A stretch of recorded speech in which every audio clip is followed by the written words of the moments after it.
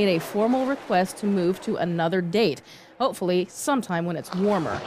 We all see who's performing the best each week on the racetrack, but who is doing the best job of selling their sponsors' products? Jeff Taylor reports it's likely the same people. Tiffany, we all realize that sponsorships are what drives NASCAR. The cost of participating in the sport are so high, corporate dollars are needed to make it go. So a quarter into the season, there are some drivers on the circuit who are making their sponsors happy and some who are not.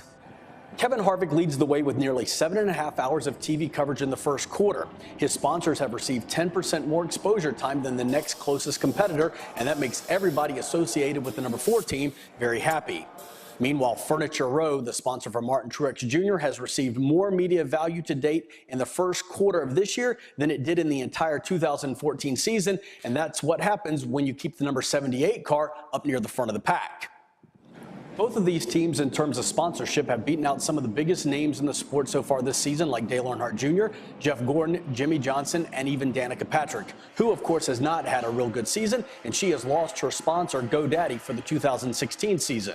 So if there was ever any doubt about the link between performance and sponsorship, you can now put that to rest. Tiffany? All right, thanks a lot, Jeff. Now here's some of the other stories making news this week around NASCAR Nation.